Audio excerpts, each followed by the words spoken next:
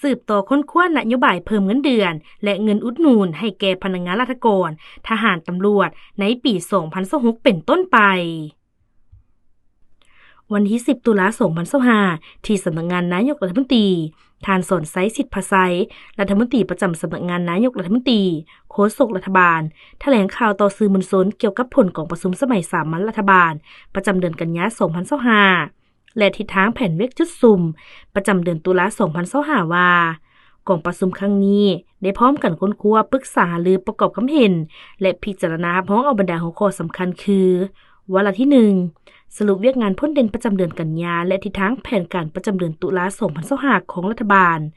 รายงานสภาพพ้นเด่นเวียกงานป้องกันชาติป้องกันความสงบและการต่างประเทศ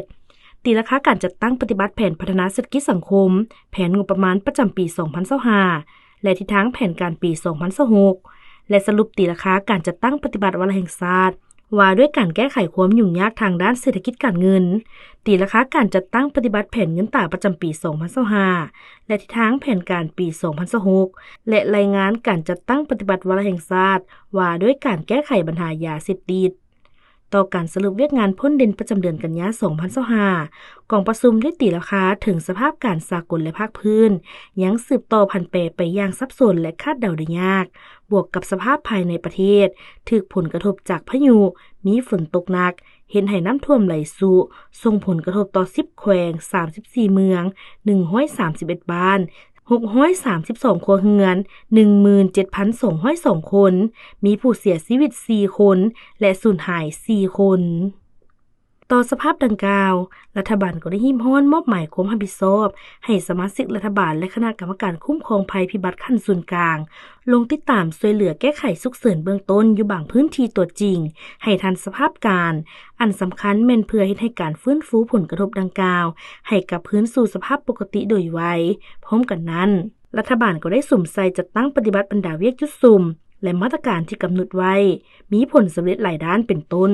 ทั่วประเทศสืบต่อรักษาได้เสถียรภาพทางด้านการเมืองอย่างหนักแน่นสังคมมีความสงบเป็นระเบียบเรียบร้อยโดยพื้นฐานสามารถจัดเก็บรายรับเข้างบประมาณได้ 54,330 ตื้อกีบเท่ากับ 80% ของแผนปีเทียบใส่ระยะเดียวกันของปีผ่านมาเพิ่มขึ้น 30% การปฏิบัติแผนรายจ่ายได้ 43,887 ตื้อกีบเท่ากับ 61% ของแผนหมดปีการควบคุมอัตราเงินเฟ้อลดลงจาก 5% ในเดือนสิงหามาเป็น 4.5% ในเดือนกันยาสามารถเพิ่มครั้งสำรองเงินตราต่างประเทศกุ้มการนำเข้า 4.99 เดือนสามารถชำระหนี้สินภายในและต่างประเทศได้ตามข้อผูกพันสัญญาได้สุ่มใส่ปฏิบัติมาตรการด้านการค้าโดยเฉพาะการคุ้มครองราคาสินค้าคุ้มครองการนำเข้าและส่งออกสินค้าเอาใจใส่ติดตามกฎการราคาสินค้าในท้องตลาดเป็นต้นข้าวสารเหนียวข้าวสารเจ้าสิ้นหมูไข่ไก่พันธุ์และอื่นๆพร้อมนี้ก็ได้ค้นคว้าโครงสร้างราคาสินค้าแก้ไขต้นทุนการผลิตสินค้าที่จำเป็นให้มีมูลค่าต่ำลงโดยเฉพาะสินค้าเกษตรกรรมประเภทข้าวกินปลาไข่ไก่และสิ้นหมูติดพันกับการสนองปัจจัยการผลิตเส้นหัวอาหารฝุ่นแนวพันธุ์และอื่นๆโดยรวมแม่นสามารถสนองสินค้าที่จำเป็นได้โดยพื้นฐานบ่มีสภาพกักตุนและสวยโอกาสขึ้นราคาสินค้าต่างๆสำหรับการส่งออกสินค้าบรรลุ709ล้านกว่าดอลลาร์สหรัฐลดลง 0.3% ต้นต่อเป็นเกลือกาลีขำแห่ทองอย่างพาราและเจียส่วนการนำเข้าสินค้ามีมูลค่า816ล้านกว่าดอลลาร์สหรัฐเพิ่มขึ้น 2.5% ต้นต่อแม่นพาหนะน้ำมันเสื้อไฟเครื่องไฟฟ้าผลิตภัณฑ์เคมี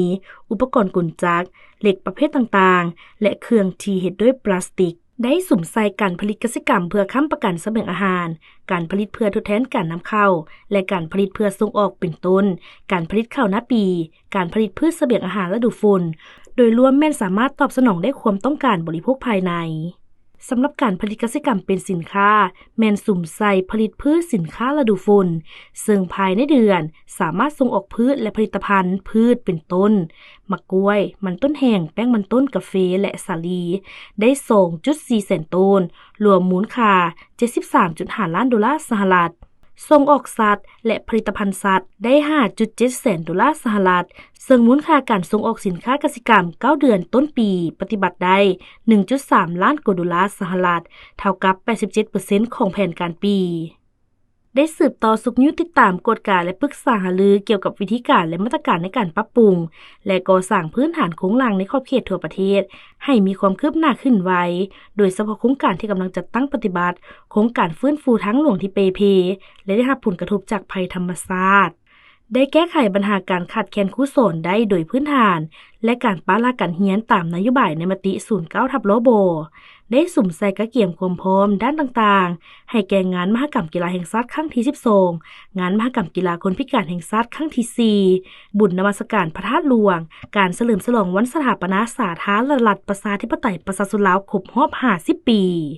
ได้เอาใจใส่เคลื่อนไหวเวียกงานต่างประเทศอย่างมีไหวพริบโดยสำเร็จกะเกียมและอำนวยความสะดวกให้แก่การเคลื่อนไหวเยี่ยมยามบรรดาประเทศเพื่อนมิตรและเข้าร่วมบรรดากองประชุมสากลของการนำขั้นสูงของภาครัฐต้อนรับการมาเยี่ยมยามรัฐกิจเยี่ยมยามทั้งการของผู้นำประเทศเพื่อนมิตรและองค์การจัดตั้งสากลอยู่สาธารณรัฐประชาธิปไตยประชาชนลาวเคียงคู่กับผลสำเร็จดังกล่าวก็ยังมีเวียกงานจำนวนหนึ่งที่จะต้องได้สืบต่อปรับปรุงแก้ไขให้มีการหันเปลี่ยนดีขึ้นกว่าเก่าเป็นต้นการแก้ไขปรากฏการณ์ย่อท้อทางด้านสังคมปัญหาค่าครองชีพการคุ้มครองการขุดค้นแร่ธาตุการจำกัดการนำเข้าสินค้าฟุ่มเฟือยการพัฒนาปรับปรุงพื้นฐานโครงสร้างการคุ้มครองและแก้ไขปัญหาข่าวบิดเบือนข่าวลือผ่านสื่อสังคมออนไลน์การเคารพระเบียบกฎหมายและอื่นๆสำหรับทิศทางแผนเวียกจุดสุ่มประจำเดือนตุลา2025กองประชุมได้ชี้นำแถลงการท้องถิ่นและภาคส่วนเกี่ยวข้องเอาใจใส่บรรดาเวียกงานสำคัญดังนี้สืบต่อเอาใจใส่จัดตั้งปฏิบัติเวียกงานป้องกันชาติป้องกันความสงบทั่วปวงชนรอบด้านสุ่มใส่ลงก่อสร้างรากฐานการเมืองพัฒนาชนบทรอบด้านแก้ไขความยุ่งยากของประชาชนติดพันเวียกงาน3สร้างโดยเฉพาะจุดโลแหลมเขตซ้ายแดนและเขตห่างไกลศอกลีกแก้ไขปรากฏการณ์ย่อท้อทั้งสังคมให้ลดน้อยถอยลงรวมทั้งปัญหาปั่นป่วนผ่านสื่อสังคมออนไลน์เอาใจใส่รักษาความสงบปลอดภัยให้แก่การจัดงานสำคัญต่างๆเป็นต้นบุญนมัสการพระธาตุหลวงเวียงจันทน์งานมหกรรมกีฬาแห่งชาติครั้งที่12และงานเฉลิมฉลองวันชาติครบรอบ50ปี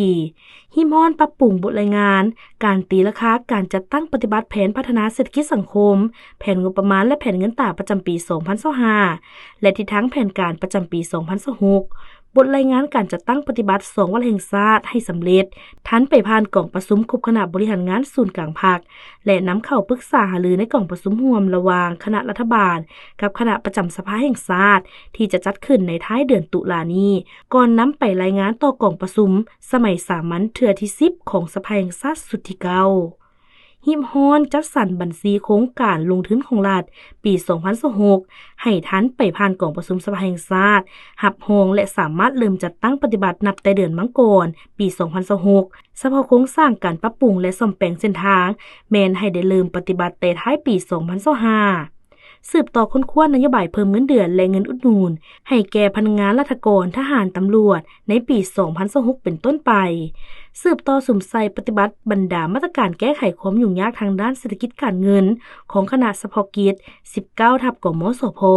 ตามแผนเวียกจุดสุ่ม6เดือนท้ายปี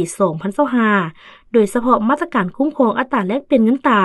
มาตรการแก้ไขหนี้สินและมาตรการจำกัดการนำเข้าสินค้าฟุ่มเฟือยสินค้าที่ผลิตได้ภายใน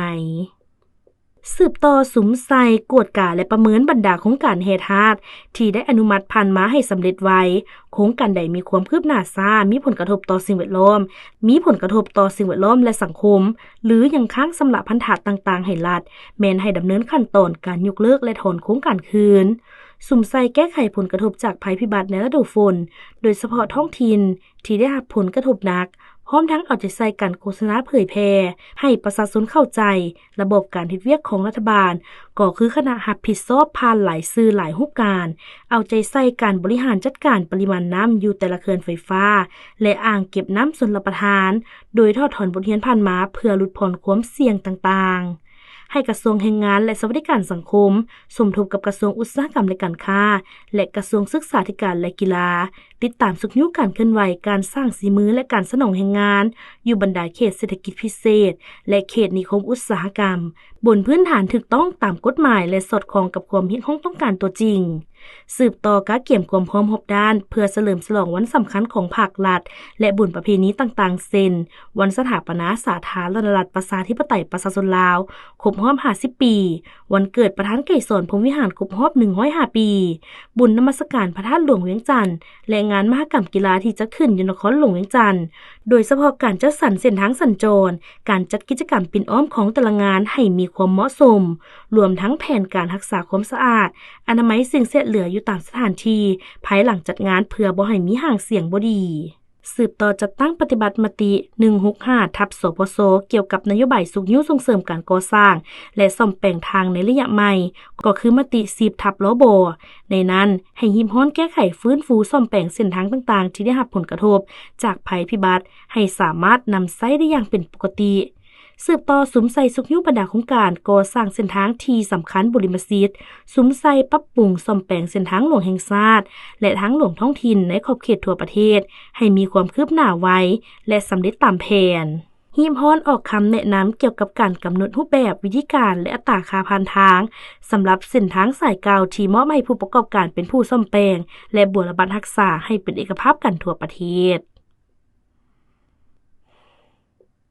ติดตามและสุขยุโครงการก่อสร้างทางด่วนโดยเฉพาะทางด่วนเวียงจันทน์ฮานอยช่วงที่2ที่ได้อนุมัติให้เซ็นสัญญาสัมปทานแล้วและสืบต่อเจรจาสัญญาสัมปทานช่วงที่1ที่ยังบ่ทันเป็นเอกภาพ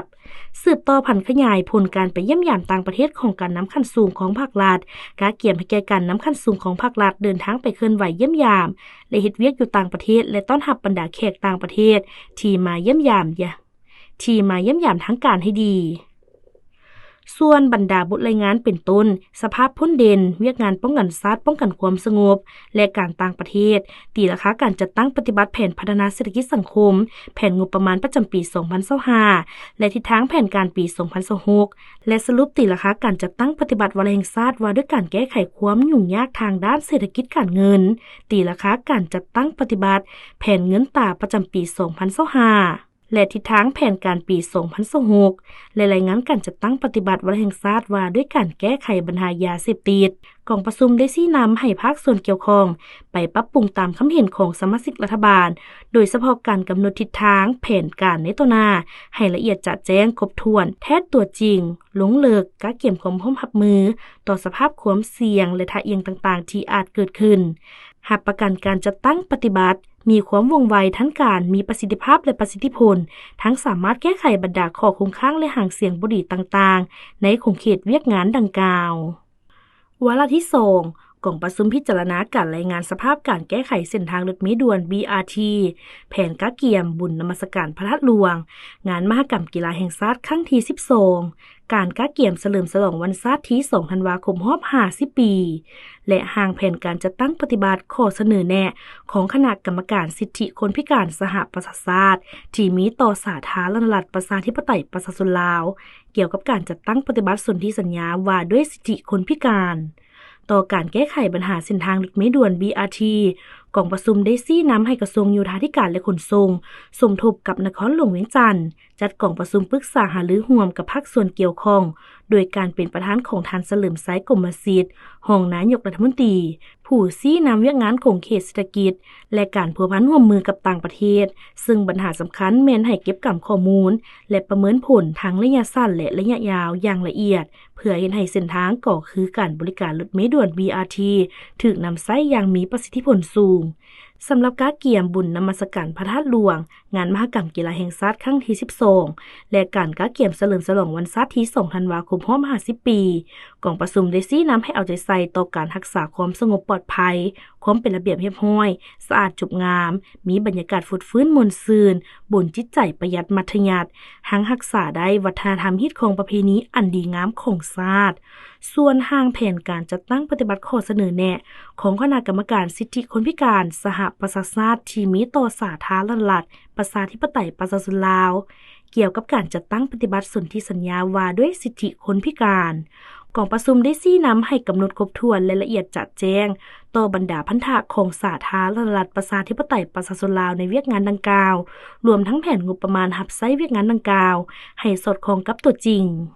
วาระที่ 3กองประชุมพิจารณาห่างแผนผังค้นคว้าขึ้นความถี่วิทยุสื่อสารแห่งชาติสำหรับปี 2025กองประชุมได้ชี้นำให้ภาคส่วนเกี่ยวข้อง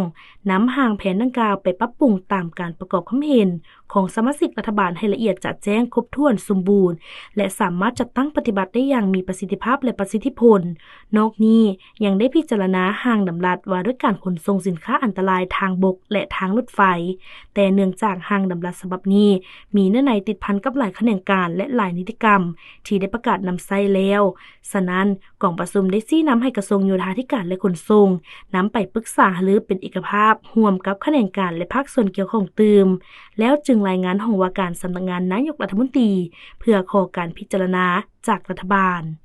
ในตอนท้ายนายกรัฐมนตรีได้เรียกร้องมายังบรรดาทานสมาชิกรัฐบาลจงนำเอาแผนเวียกจุดสุ่มเดือนตุลาที่กองประชุมได้เอกภาพกันไปปรับปรุงเข้าในเวียกแผนของแขนงการตนให้ละเอียดมีการแบ่งความรับผิดชอบให้การจัดตั้งบุคลากรแต่ละขั้นและมีคาดหมายเวลาสำเร็จชัดเจนสอดคล้องกับสภาพความเป็นจริงของแต่ละแขนงการให้แข็งแรงและได้รับผลดี